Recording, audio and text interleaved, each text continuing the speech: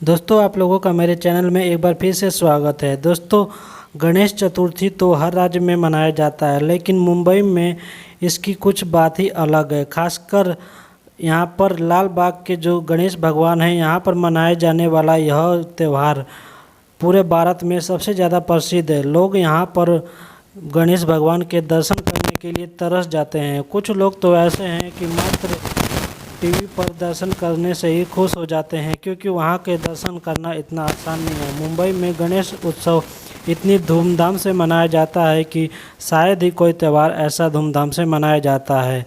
दोस्तों इसके बारे में इसका इतिहास यह बताया जाता है कि बाल गंगाधर तिलक ने जब महाराष्ट्र में गणेश उत्सव की शुरुआत की थी, तब लोगों ने सोचा भी नहीं होगा कि यह आगे चलकर इतना बड़ा त्यौहार बन जाएगा और इतना आकर्षण त्यौहार हो जाएगा कि यह त्यौहार देश दुनिया के लोग इसकी भव्यता करने के लिए दर्शन करने के लिए आएंगे। यह महाराष्ट्र की सांस्कृतिक और धार्मिक गतिविधियों का प्रतीक बन चुके गणेश उत्सव का इतिहास बहुत ही रोचक है। तो दोस्तों वीडियो में आगे बढ़ने से पहले अगर आप लोग हमारे चैनल पर पहली बार आए हैं तो प्लीज़ हमारे चैनल को सब्सक्राइब कीजिए, साथ ही बेल आइकन को दबाइए ताकि मेरी आने वाली हर वीडियो का नोटिफिकेशन आप तक बिल्कुल आसानी से पहुंच जाए। तो चलिए दोस्तों हम वीडियो में आगे बढ़ते हैं। दोस्तों मैं इस वीडियो में खासकर मुंबई में इतने धूमधाम से मनाए जाने वाले गणेश उत्सव के इतिहास के बारे में बात करने वाला हूं। तो दोस्तों 1893 में बाल गंगाधर तिलक ने गणेश उत्सव की शुरुआत की थी। भारतीय एकता को मजबूती करने की कोशिश की थी। बाल गंगाधर तिलक के मन में था कि मजबूत हो चुके अंग्रेजी साम्राज्यवाद को सामने भारतीय अपनी एकजुटता दिखाएं और अपनी ताकत का प्रदर्शन करें, ताकि अंग्रेज़ों को भारतीय जनमानस में पनप रहे विद्रोह का पता चल सके। स्वराज मेरा जन्मसिद्ध अधिकार है और मैं इसे लेकर रहूँगा, इसकी घोषणा कर चुके बाल गंगाधर तिलक ने पहले ही लोगों के दिलों में अपनी जगह बना ली थी, इसलिए उनकी हर पहल की लोगों को भरपूर सराहना मिलती रही। 1890 में भारतीय राष्ट्रीय कांग्रेस से जुड़ चुके बाल गंगाधर तिलक ने जब गणेश उत्सव की शुरुआत करने की योजना बनाई, तब लोगों ने इसे जरूरी कदम बताया। तिलक के इस गणेश उत्सव को शुरू करने की कोई बाधा नहीं थी, लेकिन कुछ समकालीन नेताओं ने इसका विरोध भी किया था। उनके विरोध के पीछे यह तर्क दिया गया था कि गणेश उत्सव के बड़े आयोजन से सांप्रदायिक दंगों की बेवजह हवा मिल सकती है। तब कांग्रेस के कई बड़े नेताओं ने भी इस आशंका के तिलक का विरोध किया, लेकिन तिलक अपनी धुन के पक्के थे। उन्होंने इस त्यौहार को भारतीय एकता के लिए ज़रूरी समझा और इसकी शुरुआत कर दी। 1893 में पुणे में पहली बार सार्वजनिक गणेश उत्सव की शुरुआत हुई।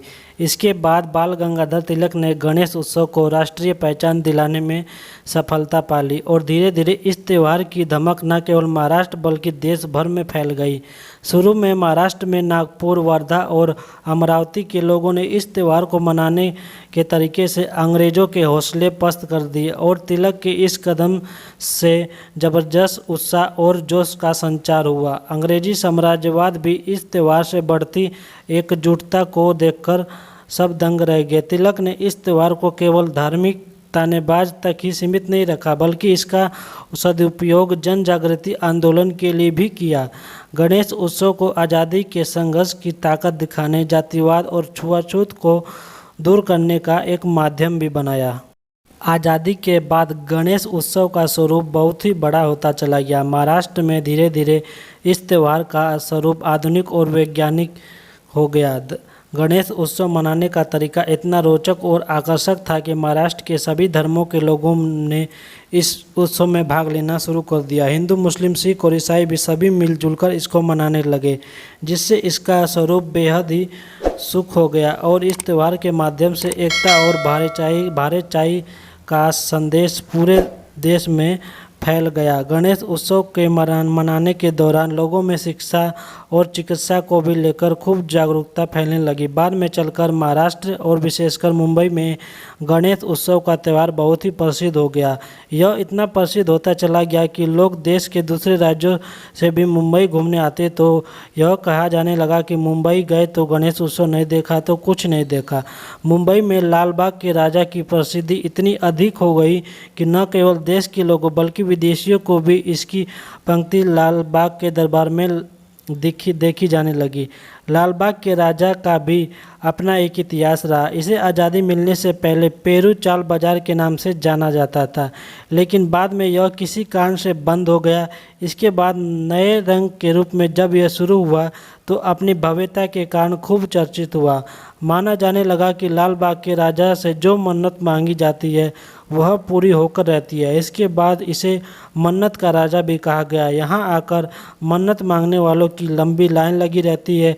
पिछले साल कोरोना के प्रकोप के कारण इस भव्य रूप को नहीं मनाया जा सका, लेकिन इस साल यह गणेश चतुर्थी बहुत ही धूमधाम से मनाया जा रहा है। गणेश चतुर्थी का त्यौहार हरितालिका तीज के एक दिन बाद से शुरू होकर अनंत चतुर्दशी तक यानी कि 10 दिनों तक चलता रहता है, इसलिए इसे गणेश उत्सव कहा जाता है। भाद्रपद मास के शुक्ल पक्ष की चतुर्थी गणेश चतुर्थी भी कहते हैं। चतुर्थी से भगवान गणेश जी की प्रतिमा की स्थापना कर उनकी पूजा होती है। इस उत्सव की शुरुआत होती है और समय के लास्ट में चतुर्थी के दिन बप्पा की विदाई की जाती है। विसर्जन के साथ ही गणेश उत्सव की समाप्ति हो जाती है। गणेश चतुर्थी का त्यौहार पूरे देश में भारत में सबसे ज़्यादा पसंद किया जाने वाला त्यौहार है। मुख्य रूप से यह महाराष्ट्र में मनाया जाता है। इस त्यौहार की रौनक पूरे देश भर में रहती है और 11 दिनों तक चलने वाला ये उत्सव अपने साथ इतना आनंद और उल्लास लेकर आता है कि इस समय पूरा वातावरण ही बदल जाता है। हर कोई बप्पा के रंग में ही रंगे नज़र आता है और चारों तरफ बस एक ही गूंज होती है, गणपति बप्पा मोरया। गणेश उत्सव की धूम पूरे देश भर में रहती है। देश भर में अलग अलग पंडालों में गणेश जी की एक से बढ़कर एक प्रतिमाएं स्थापित की जाती है और बड़े ही खुशी के साथ उनकी पूजा की जाती है। लेकिन इस त्यौहार की सबसे ज़्यादा धूम महाराष्ट्र में देखने को मिलती है। उनमें से सबसे ज़्यादा लोकप्रिय है मुंबई के लाल बाग के राजा।